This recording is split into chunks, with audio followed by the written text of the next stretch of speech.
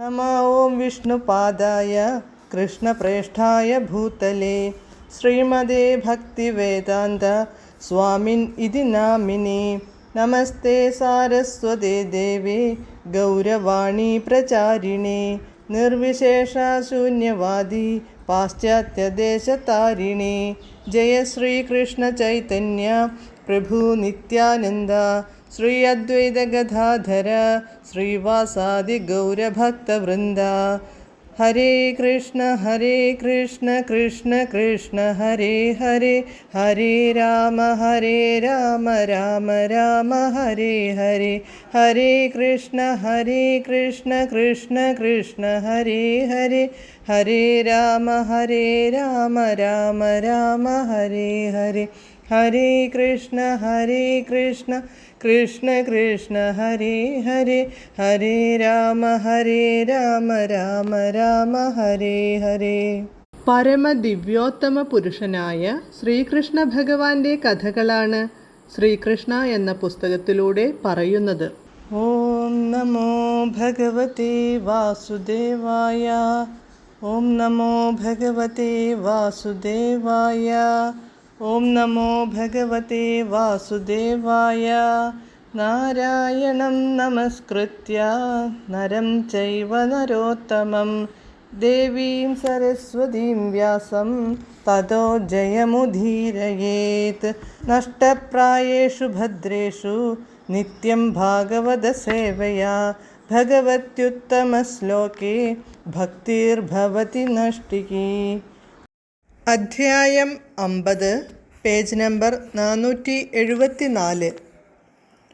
ഓരോ ലോകത്തിനും ഓരോ അധിഷ്ഠാന ദേവതയുണ്ടെന്നു മുചുകുന്ദൻ മനസ്സിലാക്കിയിരുന്നു. ഈ ഭൂമിയിൽ മാത്രം ജീവചൈതന്യങ്ങൾ നിറഞ്ഞു നിൽക്കുന്നുവെന്നും മറ്റു ലോകങ്ങളൊക്കെ ശൂന്യമാണെന്നും കരുതുന്ന ആധുനിക മനുഷ്യനെ പോലെ ആയിരുന്നില്ല അദ്ദേഹം. തനിക്കു അജ്ഞാതമായ ഏതോ ലോകത്തിൻ്റെ അധിഷ്ഠാന ദേവതയാണോ കൃഷ്ണൻ എന്ന് മുചുകുന്ദൻ അന്വേഷിച്ചതു തികച്ചും യുക്തമാണ്. സർവവിധമായ ഐശ്വര്യ സമൃദ്ധികളോടും കൂടി മുമ്പിൽ ആവിർഭവിച്ചിരിക്കുന്ന ഭഗവാൻ കൃഷ്ണൻ തീർച്ചയായും ഏതെങ്കിലും ഭൗതിക ലോകത്തിൻ്റെ അധിഷ്ഠാന ദേവതയായിരിക്കാനിടയില്ലെന്നു നിർമ്മല ഭക്തനായ മുചുകുന്ദനു മനസ്സിലാക്കാൻ ഏറെ സമയം വേണ്ടിയിരുന്നില്ല. അതു തീർച്ചയായും അനേകം വിഷ്ണു രൂപങ്ങളുള്ള വ്യക്തിയായ ഭഗവാൻ കൃഷ്ണൻ തന്നെയായിരിക്കണം.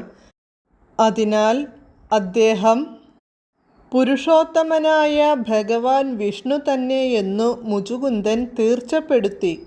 ഭഗവാന്റെ സാന്നിധ്യത്തിൻ്റെ ഫലമായി ആ പർവ്വത ഗുഹയിലെ കൂരിരുട്ട് പൂർണ്ണമായും അപ്രത്യക്ഷമായിരിക്കുന്നതും അദ്ദേഹത്തിൻ്റെ ശ്രദ്ധയിൽപ്പെട്ടു. അതിനാൽ അതു പരമ്പൊരുളായ ഭഗവാനല്ലാതെ മറ്റാരുമല്ല. ഭഗവത് സാന്നിധ്യമുള്ളിടത്ത് അന്ധകാരമോ അജ്ഞാനമോ ഉണ്ടാവില്ലെന്നു മുചുകുന്ദൻ അറിയാം. ഇരുട്ടത്തു വച്ചിരിക്കുന്ന ദീപം പോലെയാണദ്ദേഹം. ഏതിരുട്ടിലും അദ്ദേഹം പ്രകാശം വിതറുന്നു.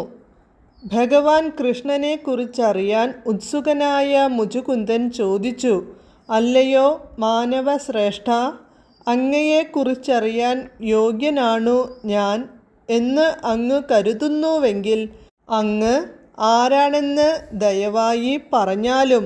ഏതാണങ്ങയുടെ വംശം? എന്താണു തൊഴിൽ? ആരാണു മാതാപിതാക്കൾ?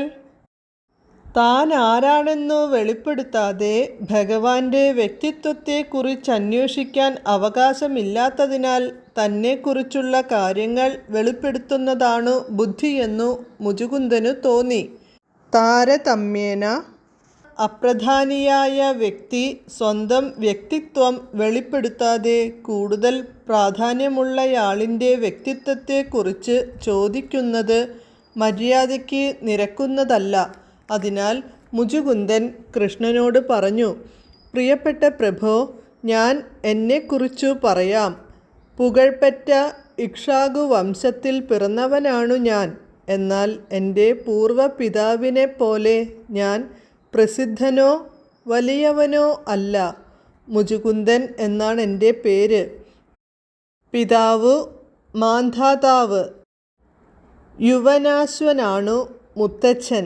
അനേകായിരം വർഷം വിശ്രമമില്ലാതെ ജോലി ചെയ്തതിൻ്റെ ഫലമായി ഞാൻ തീരെ തളർന്നുപോയി. കൈകാലുകൾക്കു ശക്തിയില്ലാതായി. തന്മൂലം പ്രവർത്തനക്ഷമത നഷ്ടപ്പെട്ടു. ശക്തി വീണ്ടെടുക്കാൻ ഈ വിജനമായ ഗുഹയിൽ ഞാൻ വിശ്രമിക്കുകയായിരുന്നു. എന്നാൽ ആരോ ഒരുവൻ എന്നെ ഉണർത്തി. അപ്പോൾ ഉണരാൻ എനിക്കു സമ്മതമല്ലായിരുന്നു. ഈ ദ്രോഹത്തിൻ്റെ ഫലമായി എൻ്റെ ഒറ്റ നോട്ടം കൊണ്ട് അവൻ കത്തി ചാമ്പലായിപ്പോയി. ഭാഗ്യവശാൽ അങ്ങയുടെ ഗംഭീരമായ രൂപഗുണങ്ങളോടെ അങ്ങയെ എനിക്കു കാണാൻ കഴിഞ്ഞു. അതിനാൽ എൻ്റെ ശത്രുവിനെ വധിക്കാൻ അങ്ങാണു കാരണമായി തീർന്നതെന്നു ഞാൻ കരുതുന്നു. പ്രിയപ്പെട്ട പ്രഭോ, അവിടുത്തെ ശരീരത്തിൻ്റെ തേജഃപ്രസരം എൻ്റെ കണ്ണുകൾക്കു താങ്ങാനാവാത്തതിനാൽ അങ്ങയെ വേണ്ട വിധം കാണാൻ കഴിയുന്നില്ലെന്നു ഞാൻ സമ്മതിക്കുന്നു. അവിടുത്തെ തേജഃപ്രസരത്തിൻ്റെ മഹാപ്രഭാവം മൂലം എൻ്റെ ശക്തി ക്ഷയിച്ചിരിക്കുന്നു എന്നു ഞാൻ അറിയുന്നു. ജീവാത്മാക്കൾക്കെല്ലാം തികച്ചും ആരാധ്യനാണ് അവിടുന്നെന്നും ഞാൻ മനസ്സിലാക്കുന്നു. ഹരേ കൃഷ്ണ.